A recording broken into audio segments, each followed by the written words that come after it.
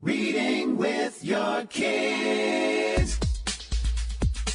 Hola, ni hao, konnichiwa, assalamu alaikum, shalom, jambo, bienvenidos. Hi, my name is Jedley, and this is the Reading with Your Kids podcast, coming to you from the beautiful Reedville neighborhood of Boston, Massachusetts.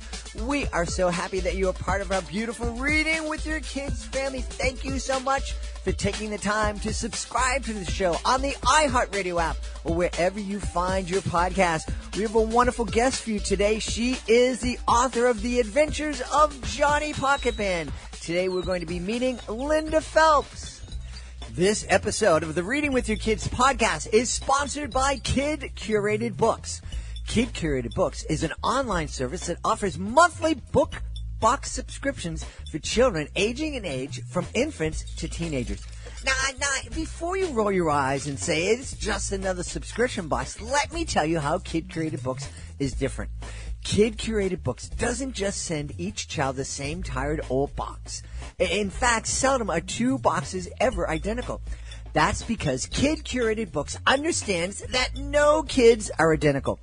Based on a survey completed during the initial subscription and subsequent feedback from the kids, Kid Curated Books creates a custom book box designed especially for each child that will engage, excite, and yes, educate them. Each month, delivery arrives in a colorful box that is packaged like a present and addressed directly to the kid. Subscribe to Kid Curated Books today, and we will provide amazing reading for your child no matter what their age. Not ready to commit to a subscription? That's all right. Kid Curated Books also offers an array of gift boxes for baby showers, holidays, and birthdays. Check it out today by visiting their website, kidcuratedbooks.com. This episode of the Reading with Your Kids podcast is sponsored by The Crabapple Tree by Tom O'Toole. Tom O'Toole wrote The Crabapple Tree to teach kids how to accept and love the differences in all of us. The Crabapple Tree is about bravery, courage, and standing up for yourself. It's about the athletic girl who is told you aren't pretty enough, or the sensitive boy who is told real men don't cry. And it's about the author, a gay boy who grew up convinced that something was terribly wrong. It's a story of hope deferred and a renewed belief in the fulfillment of longing. It is a story that elevates the marginalized and calls forth the ostracized.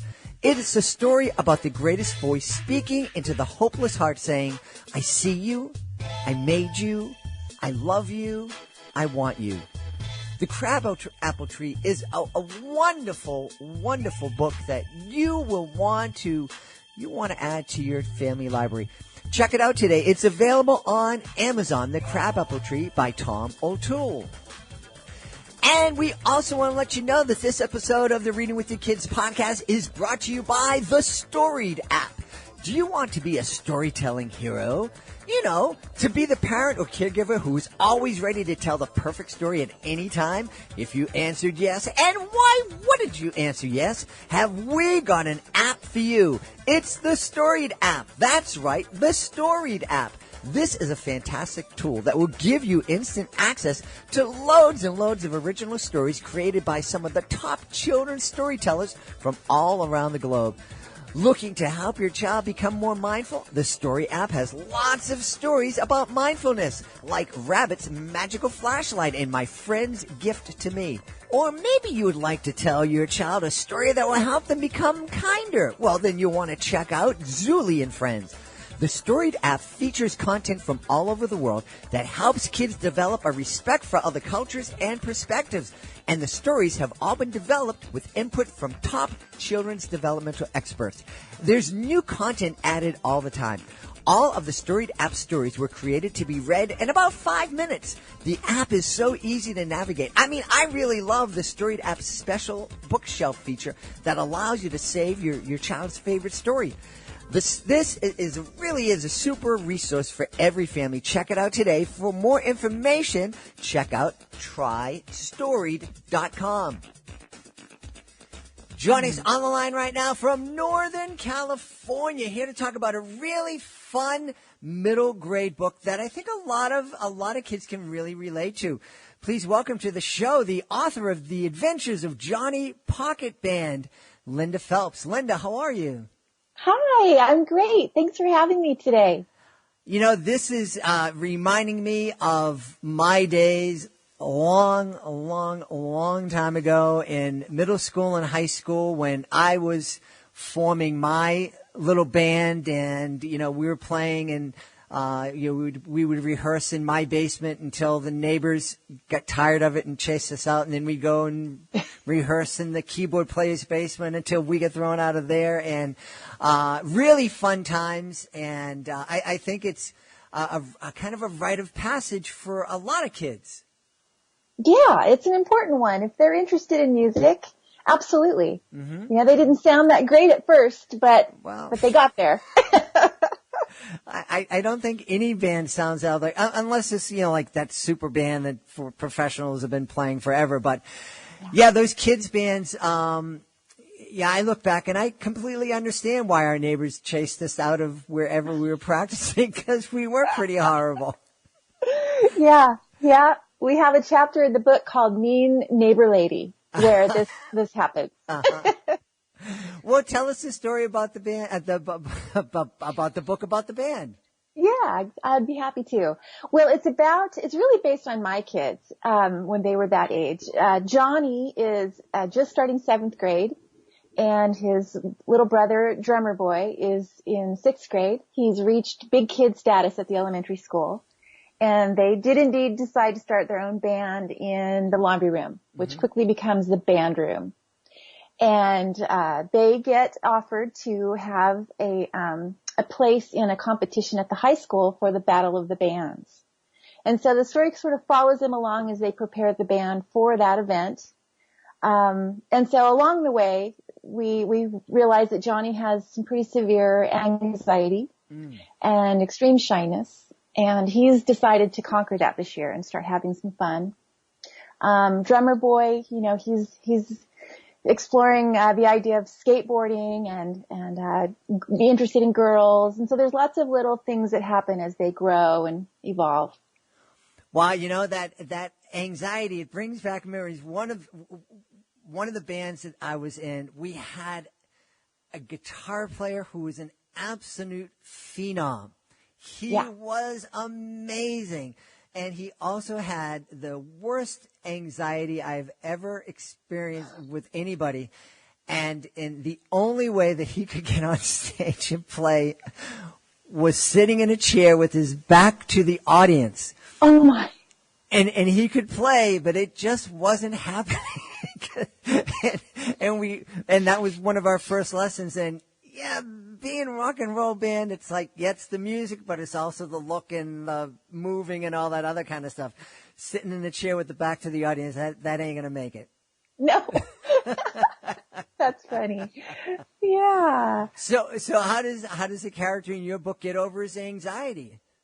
Well, a little bit at a time. It's going to be an ongoing process. My hope is that this becomes a series. Mm-hmm.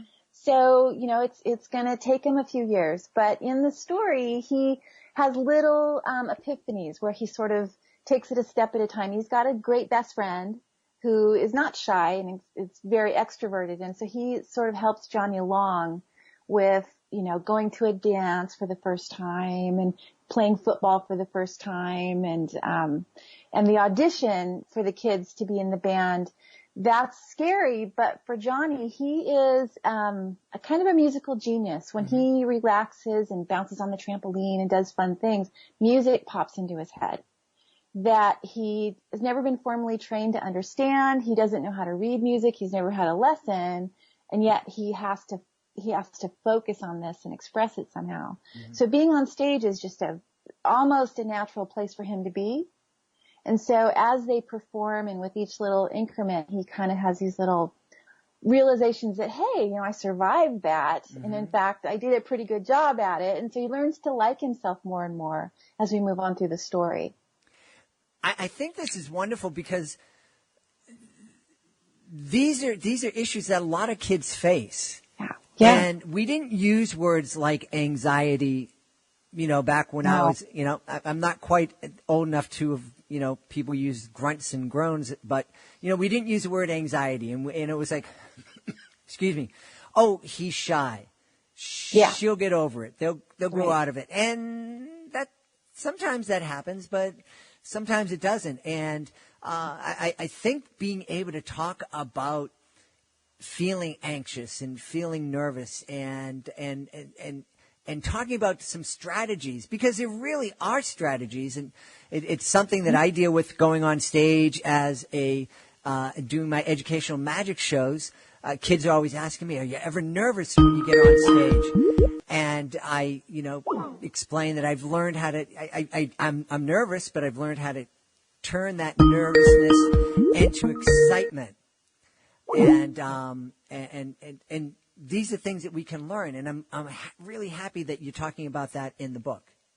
Thank you. Yeah, we speaking of strategies, some of the things that we have a chapter where the boys actually get in trouble. Mm-hmm. They fight.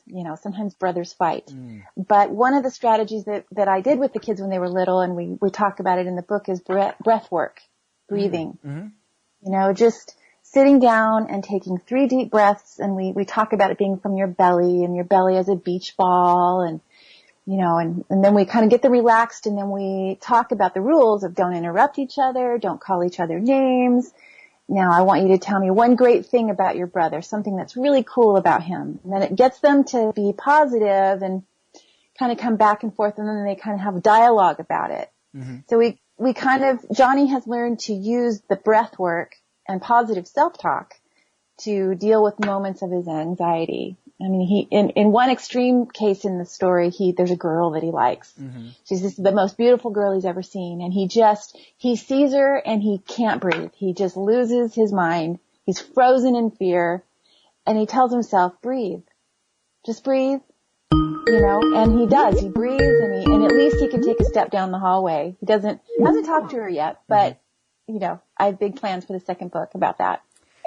That's awesome. Now, you have this knowledge around dealing with the anxiety. Is this just something that came naturally to you as a mom, or is this something that you have some training in?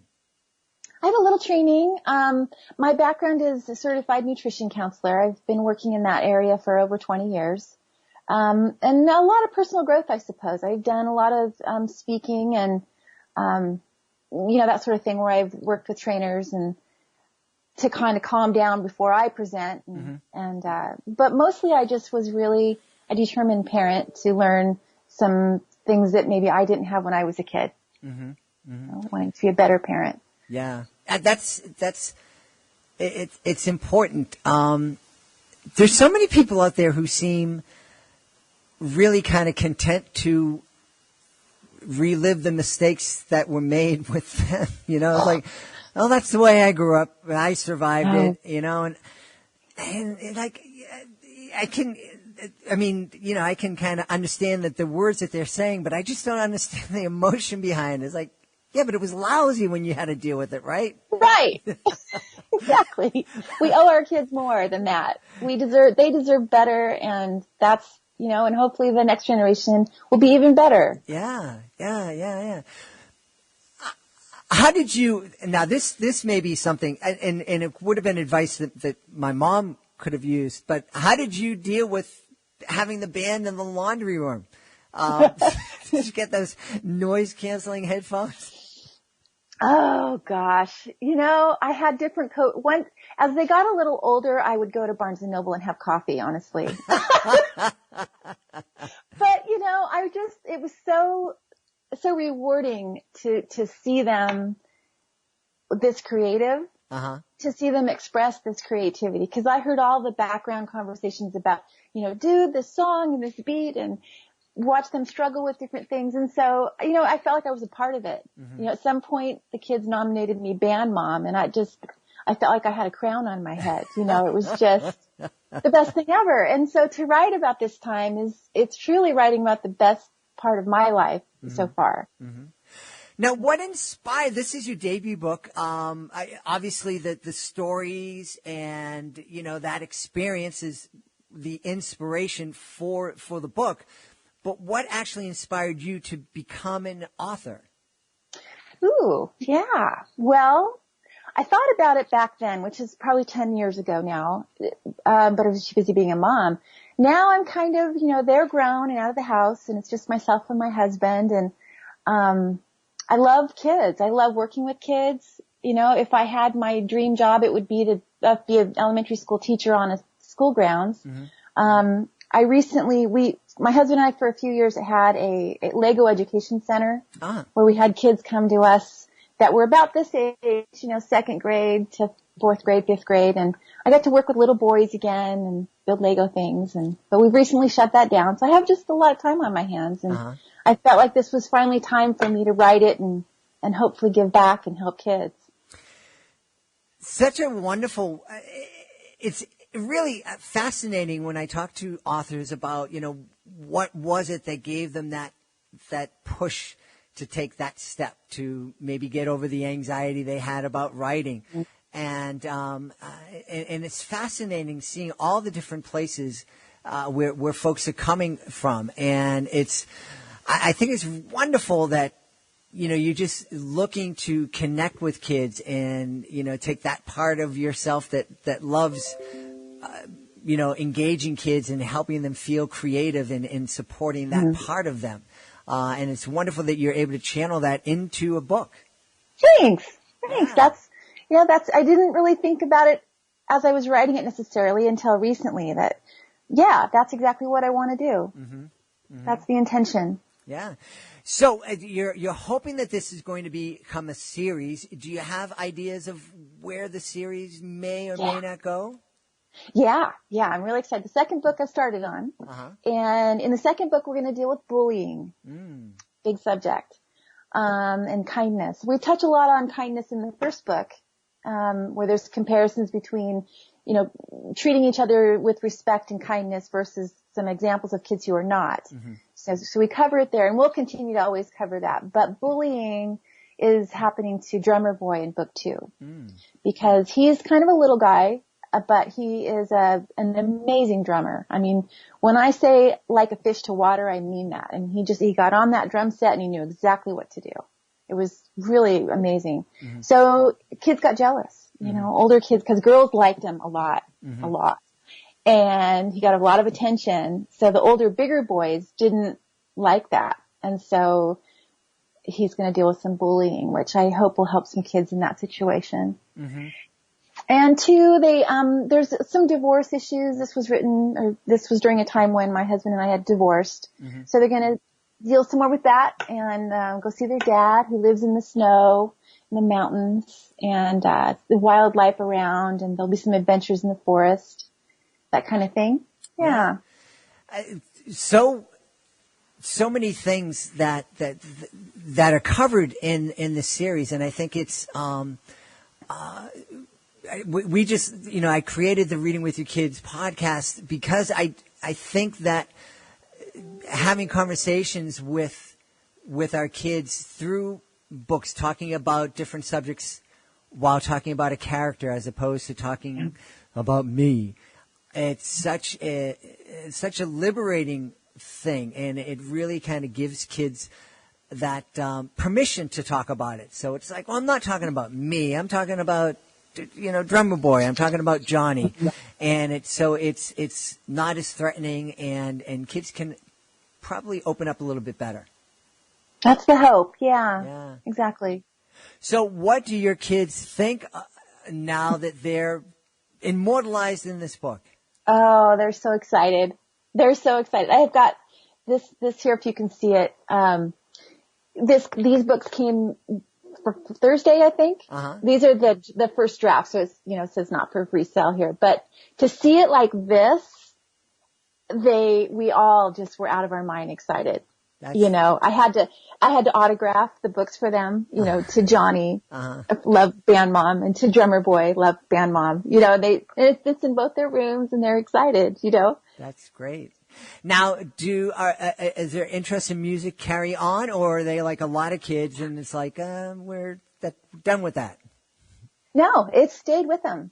My Drummer Boy, the younger brother, he has his drum set up. It's part of his room. Mm-hmm. It's part of his bedroom.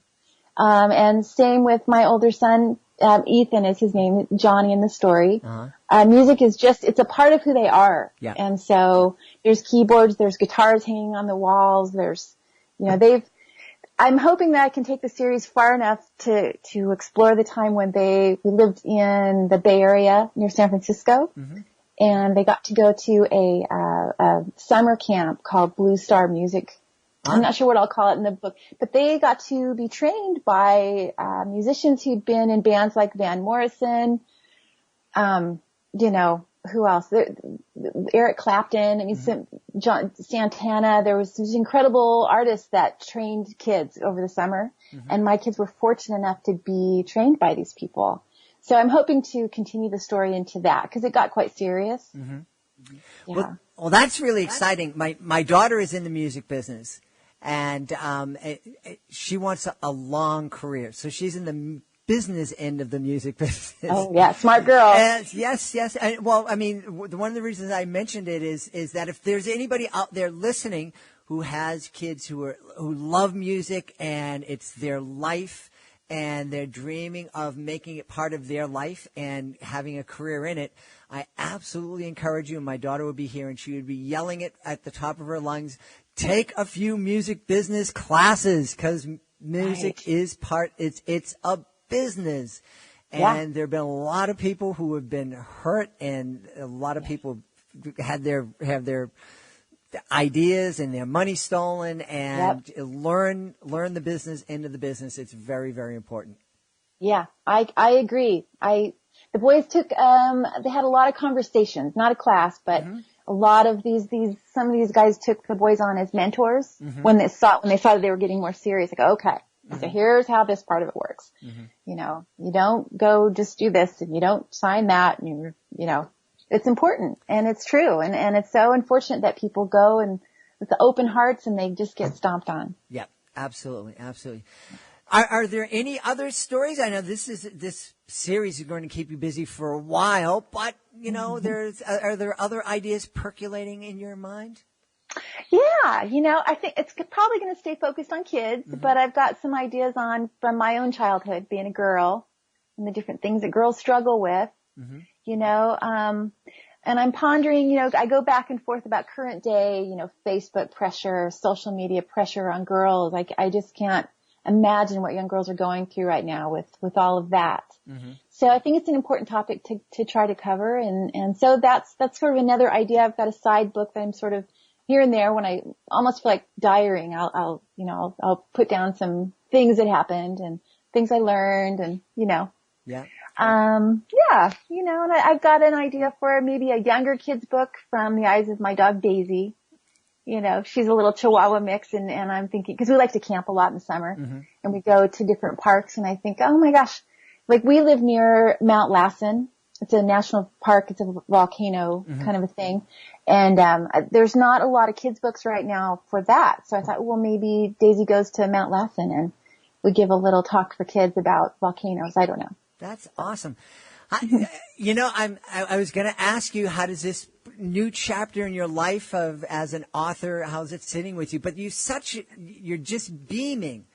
Oh, so, thanks. I know that this is a great, you've opened up a new chapter in your life, and it's absolutely suiting you, and you seem to be loving it. What would you say to somebody else who's in a similar position as you? They've had a career, and for whatever reason, that career is over. It's time to move into something new, but they're like, oh, I don't know. It's kind of nerve-wracking. Yeah. I would say just do it. Just do it anyway. Do it anyway. If it scares you, especially do it. Really, just carve out the time. Just start typing. Discipline yourself to, a period of time every single day, which that can be hard, but I think that sense of accomplishment will grow. And your bravery will expand, your courage will expand. And, that saying, do something that scares you every day is really true. Everything we want, you've seen the little infographics of everything you want is outside your comfort zone. You got to do it. Yeah. If it's something you really want. Yes. Yeah. And we can take some of those techniques that you talk about in the book about, take those do some positive self-talk and take some deep breaths and move outside of that comfort zone. Right. That's it. Just breathe. 3 breaths. 3 breaths will do it. Yes. Well, where can folks go to connect with you online and find out more about the adventures of Johnny Pocket Band? Yes, please. We have a website, www.johnnypocket.net is our website. JohnnyPocket.net. Yes. And then we also have a Facebook page that I just started, Adventures of the Johnny Pocket Band on Facebook. And that's what I have for now. We got a blog happening on the website, and please comment, let me know how I can help. I want to expand to speak at schools. Mm-hmm. I'd love to visit classrooms and talk with kids about all these issues. Well, this is fantastic. We're really excited for you. And I'm excited that you're excited. And that's just a wonderful thing. And it's such a great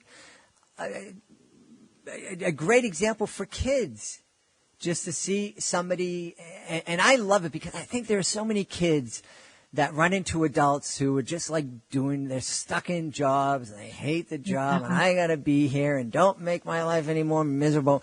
I just love, and I don't like running into those people, and I know kids don't like running into those people, and it's just wonderful to connect with somebody who is just so happy and excited and doing something that they love. Thank you. Yes, we've been talking to the author of the brand new middle grade book, Adventures of Johnny Pocket Band, Linda Phelps. Linda, thank you so very much for being part of our show. Oh, thank you so much. What an honor to be here. I'm thrilled. Thank you. Please be sure to join us for the next edition of the Reading with Your Kids podcast. Our guest will be Megan Meehan. She'll be here to tell us about her wonderful new book, Ibila's Adventures. She's also going to be telling us about a fantastic online writing class that you absolutely want to check out. That's the next edition of the Reading with Your Kids podcast. Speaking of writing, if you are the author of a children's book, we would love to have you as a guest on the Reading with Your Kids podcast. Being a guest, it's fun, it's easy, and it gives you an opportunity to tell thousands and thousands of people about your fantastic children's book. All you need to do is go to our website, readingwithyourkids.com, click on the contact button, let us know about your great book. We will let you know the next easy steps. We would like to thank the people who made this show possible. Of course, we want to thank our guest, Linda Phelps. Linda Phelps, make sure you check out her book, The Adventures of Johnny Pocket Band. We want to thank our wonderful sponsors, Tom O'Toole. Check out his book, The Crabapple Tree. You also want to thank the folks over at Kid Curated Books. To find out how they are different from a typical monthly subscription service, go to their website, kidcuratedbooks.com. And of course, if you want to be a storytelling superhero, be sure to check out The Storied app, thestoriedapp.com. And we wouldn't have a show without my amazing producer, Fatima Khan. Thank you so much, Fatima. And, of course, I want to thank my beautiful wife for all of the support she gives me. And most of all, I want to thank you. Thank you so much for taking the time to join us today. If you have a moment and can leave a review, a 5-star review on Apple Podcasts, on iTunes, or wherever you find your podcast, we'd be so very, very grateful. Most of all, I want to thank you for making the world a better place, and you really do that every time you read with your kids. I'll be looking for you in the next edition of the Reading with Your Kids podcast.